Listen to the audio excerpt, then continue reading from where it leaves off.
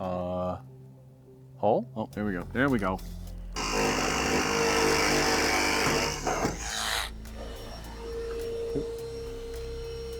Shite.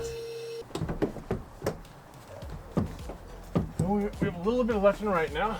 What is up, YouTube? My name's Eric Johnson, and welcome to my channel. In 2020, my partner and I bought a condo, gutted it, and did our first ever DIY home renovation. Through it all, I found a passion for creating, and after the year of universal reevaluation that was 2020, we sold the house and I bought a 2020 Ford Transit so that I could convert it into a full-time off-grid home of my dreams.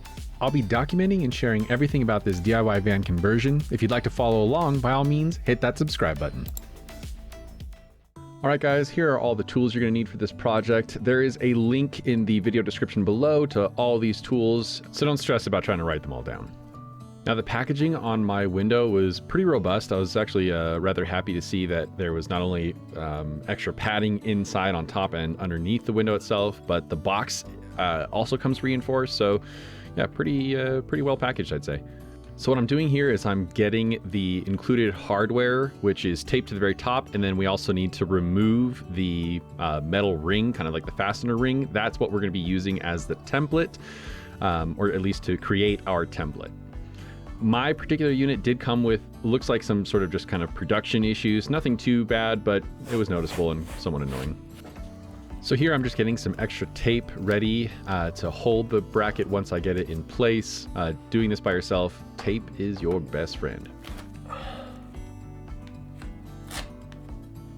Now you might also notice that I did tape the ring itself. There is a split at the very bottom, and I went ahead and taped the two ends together just so that it'd have a little bit more rigidity and wouldn't be moving around as I was setting up for this template. Away.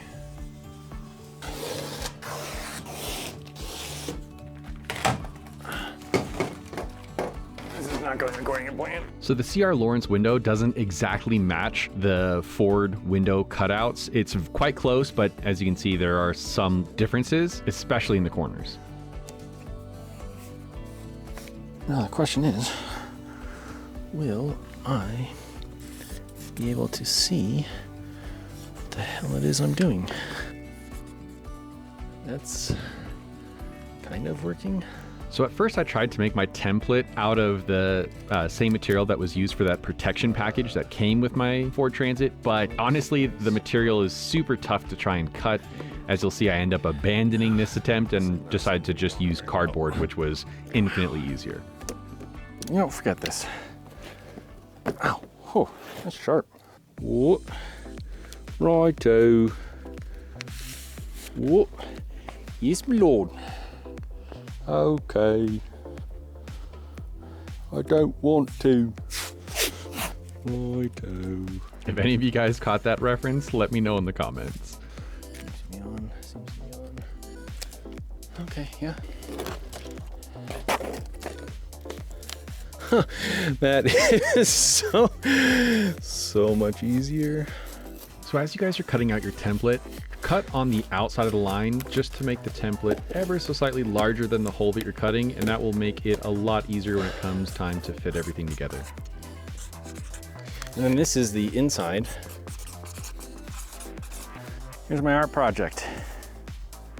So, as you can kind of tell, top, front, oop, there you go, front, yeah, that's the top curve, front, and then this will be facing the inside when we're inside the van, but then everything is now the opposite. Since we're on the outside, still top, but now the front's on this side, that same curve, right? So if I keep my hand on it, same curve, front, front. You wanna make sure you don't mix this up. Kabam! You can see we are just right on that line. Come around here. Yep, so I think pretty well lines up, just about perfect. Pretty gosh darn confident. Let's go ahead and use this hole.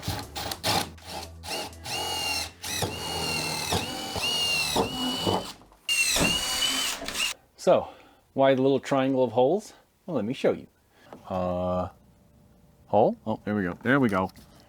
And since there's 3 holes, not just 2, it gives you a very accurate indication of height and left, right, center. I'll try to tape it now. I figure tape is cheap, and it's kind of like an extra set of hands. Where the heck is my hole? That's what she said. There we go, there we go.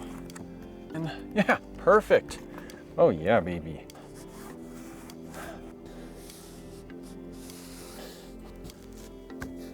Can't really tell, but the holes are perfect. Can you see inside? Oh, look at that. I'm feeling pretty clever. I haven't seen anyone do this, and I felt like this would be a really easy way to kind of triangulate. Make sure that your template's 100% accurate. So the purpose of the 3 holes is because when you're lining up your template on the inside, it's very easy to reference relative to the factory cutouts, whether your template's lined up. But once you go to the outside, you don't have those same kind of reference points. And adding the 3 holes gives you like a perfect reference, since a plane can only pass through up to 3 points at any one time. Okay, I think we're done with the template. Should we do it? I think we should do it. So I put a couple of marks just to remind myself to be careful and not just kind of whip on through right here, because on the opposite side is the lock for this door, and you don't want to cut that thing in half. So just gotta be careful right there.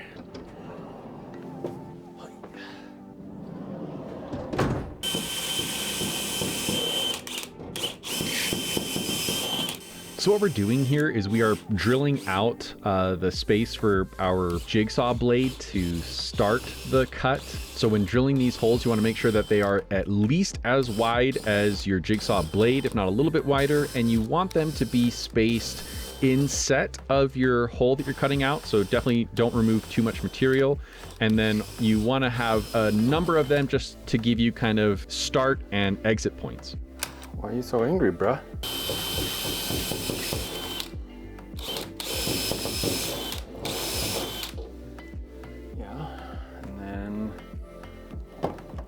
Mini crickets. Okay, let's be careful, Eric. Oh, golly, Eric, careful. This is why you want a round rasp, not a square one. Rectangular, whatever. Right. Oh, that's sharp. So here I'm taping the outside of our cut just to help try and protect the paint from any of the loose shavings that will inevitably be dragging across the surface.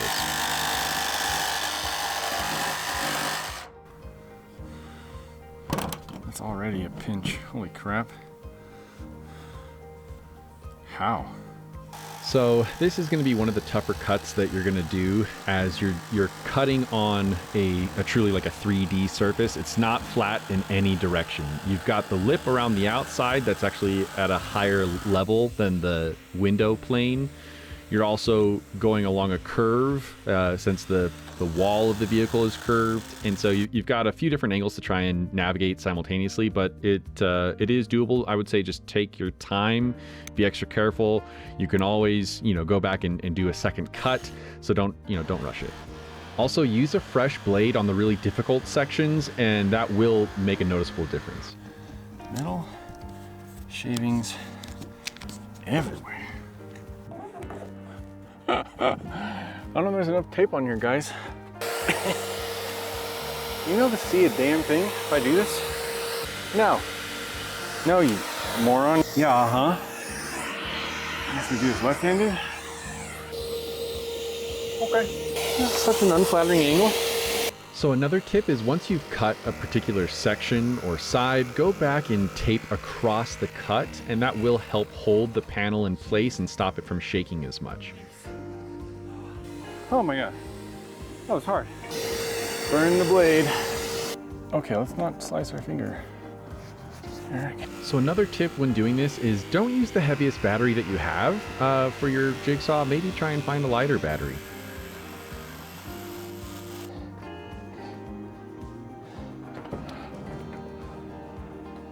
Hey, Reed, Can I borrow you? So to show this guy, I just need to not cut him. Oh, I see. So we're just trying to make sure we're about like that. Yeah, yeah, perfect, I think. You good? Okay.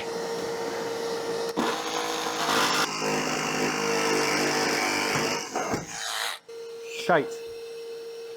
We got it, eh? Uh-oh, okay, here one sec, our blade bent.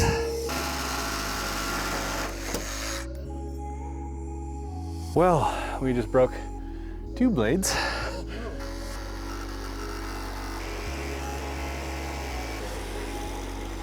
Oh. Oh golly. Oh golly, yeah.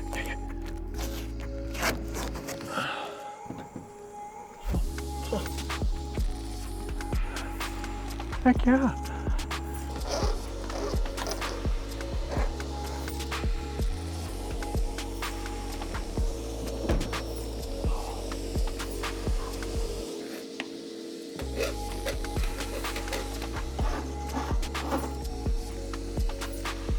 How do you do this here? Looks great. Yeah, big hole, eh? Yep. Okay. Yeah. Oh yeah. Perfect. Whew. Oh, I really hope this doesn't fall. Oh, we have a little bit of left and right now. And we have a hair up and down, but you know, maybe that's just how it is. It's got movement in all directions now. Yeah, that makes a big difference when you pull on that. It does? Yeah. Okay.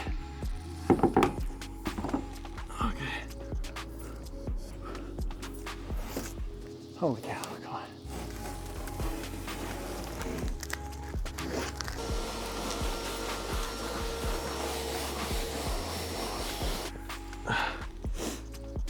Oh man.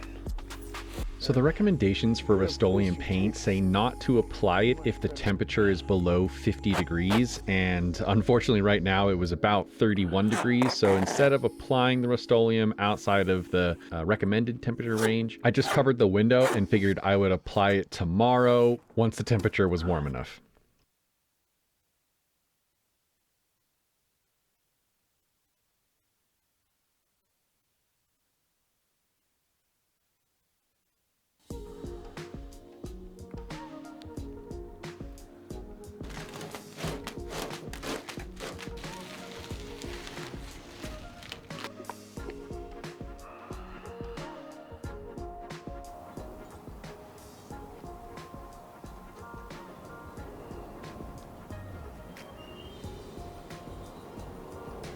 You know, some of you might be thinking, wearing a black sweater, a black wool hoodie you just purchased while painting something white.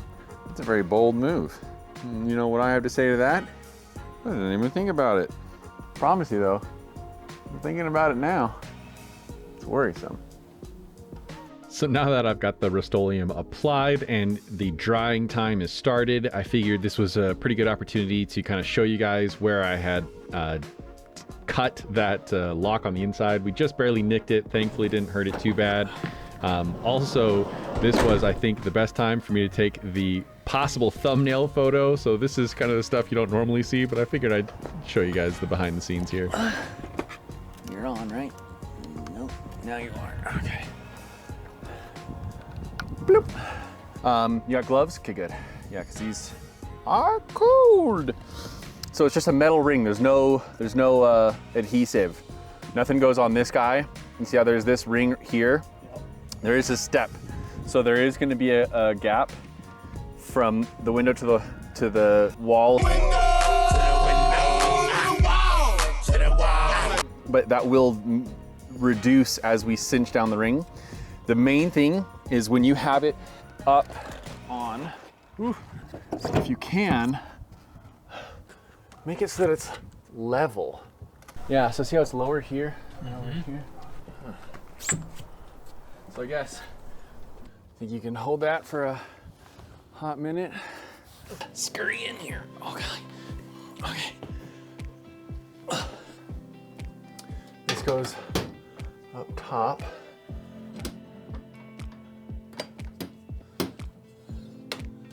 Okay, can it really even tell?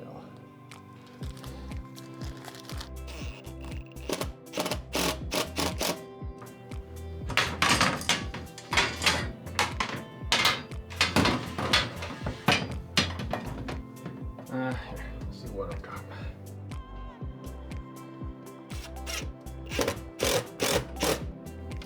Is there supposed to be overlap? Huh. Huh. This seems to be right above the gap that it wants to go into. Up here, this looks perfect. Here, it's also good. Here, it starts to be off. I can split the difference. So I'm not exactly sure what the issue was with the clamp ring that came with my window, but it was ever so slightly off, more at the base. When it comes to actually installing this, what you're screwing these screws into, in the window itself, there's sort of like a channel that runs all around the perimeter, and these screws thread into that channel. And you do want to be careful when threading these screws. Don't over tighten them like I did here. It ever so slightly stripped out the threaded channel. The screw is fine, and they do give you extra screws, but if you cross thread or strip out the channel, there's nothing you can really do there. So you just be extra careful not to over tighten.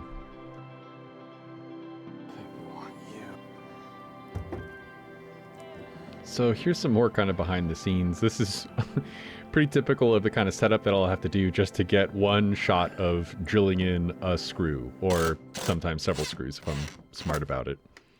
Are we not in the channel at all? What's happening?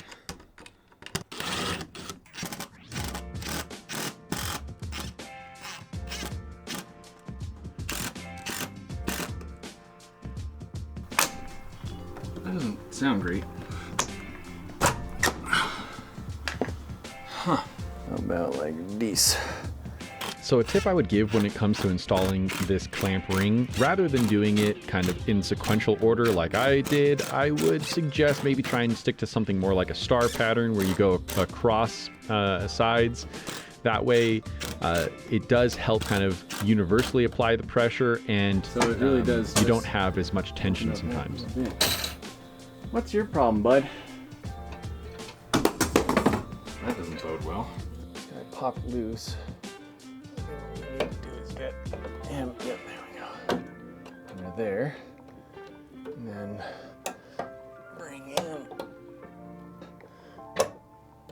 Oh, crap. Give me back my pliers. Okay, good. Yeah, so the whole point is just that it's a spring to bring it back, I guess. Seems to be working good now. In case you're wondering, yep, this is full extension for this opening. It really only goes open about 2 inches. Okay. So that's in. And then I feel like maybe it's not, yeah, maybe it's not supposed to slide. Maybe it really is just screen. And then just the screen pops out.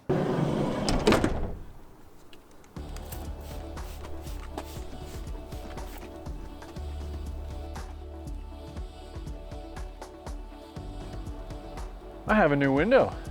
What is up, you guys? Thank you so much for making it till the end. If you're one of the 25% or so of my viewers that make it this far into my videos, let me know in the comments. Let me know what part you enjoyed the most, but let's get on to the summary of why I chose a CR Laurence T-Vent style window as opposed to something like the Arctic Tern, which was the kind of next main contender. The final sort of decision for me was really just the end look. The CR Laurence is like an exact match for the door's profile, whereas the Arctic Tern would have been, you know, kind of just like a little bubble inset. And so it wouldn't have matched. There would have been like a really obvious kind of contour for the window cutout, but the Arctic Terns don't follow that. And so I figured this was kind of the best aesthetically, yet could still provide ventilation with a awning style window. So when it's raining, you can still get that ventilation coming in. And I like the look of it, to be honest. I think it It looks great. I'm beyond stoked. I think this was actually like my first project thus far where I didn't really have a major issue or problem during the install. So let's get into the budget for this project. The window plus shipping was $720. The next item were kind of drill bits, and that I guess was maybe the one sort of hiccup. I did go through a lot more of the drill bits than I thought I would, and that was largely because of bad technique on my part, to where it pinched on the blade, and then sometimes when the blade got kicked out and then jammed back, it either broke the blade or bent the blade. So I did go through a lot more drill bits than I had anticipated, pretty much an entire pack, all but one. And so bits was a little bit more at $17, and then the miscellaneous just being the sponge brush and a bit of Rust-oleum paint, we'll call it 10 bucks. That brings our grand total to $747 for this project, or a little over 2% of my entire estimated budget. That then brings my running total for the entire conversion project to date to $4,297. If you guys enjoyed this video, you'll probably like this other video. It's gonna be where I installed my 2 swivel seats, probably my favorite video that I've filmed thus far. But if you guys have any questions, definitely let me know in the comments, and I will see you guys in the next video.